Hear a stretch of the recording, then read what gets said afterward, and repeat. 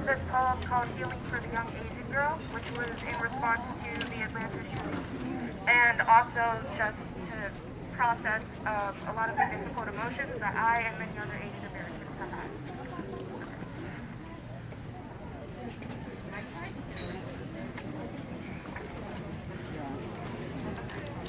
Alright. To the young Asian girl who is struggling with how to process your pain right now, I want to tell you that it's okay. That the anger or hurt you may feel is valid and that you deserve to be acknowledged and seen. To the young Asian girl who wants to speak up but finds that your voice gets lodged in your throat and you feel as though you can't breathe, I am sorry. I am sorry for the pain you are in right now, and I know that you hate crying, but it's okay if you have to. Crying will not make you weak, and you will not be playing into that stereotype of a submissive Asian woman, so allow yourself to feel, to scream, to rant, allow yourself to heal because you deserve it. Yeah. To the young Asian girl who feels fetishized and sexualized, you are human. You deserve to feel safe in your own skin, and I'm sorry that that sense of security was stolen from you, but know that you can take it back because you are stronger than what you may think right now. To the young Asian girl who feels ignored, who feels like people won't listen to your warnings or protests unless someone gets hurt or ends up murdered, your voice matters.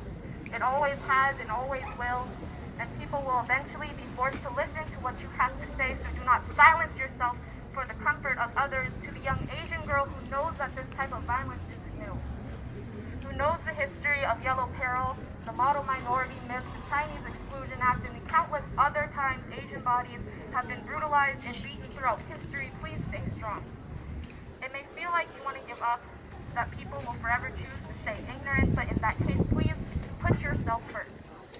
It is not your job to educate others on your pain or your history. You are not a resource. You are a human being and deserve to be treated as such. To the young Asian girl who feels exhausted and drained and can't help but feel like you're drowning in the daily news of the hate crimes you see online, it's okay to unplug, to log off, to return to yourself and find peace with your loved ones. To the young Asian girl writing this poem as a form of healing and processing, know that you are loved, that you are appreciated, that you are not a model minority or a scapegoat or a fetish. Know that feeling pain doesn't make you weak.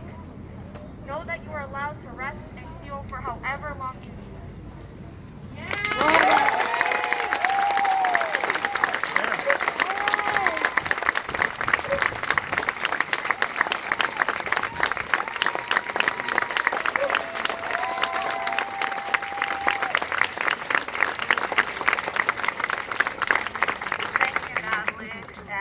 Nancy, for sharing with us your wisdom. It always makes me feel great to, as you said, listen and learn from the youth. So thank you for coming out and taking your time today. I see a lot of youth here, and for me, that's what I'm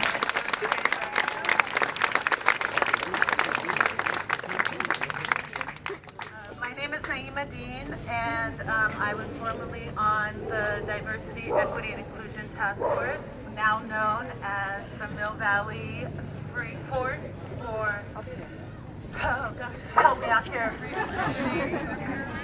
Racial equity and empowerment. My nerves are getting to me, I'm sorry.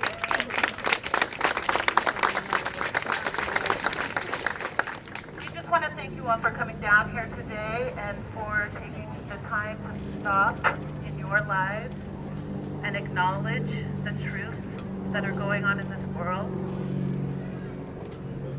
for those that we stand beside. For me, it's kind of strange to have to come down and to stop the energy in life and say, hey, let's stop hating. Let's stop committing acts of violence because it seems so basic.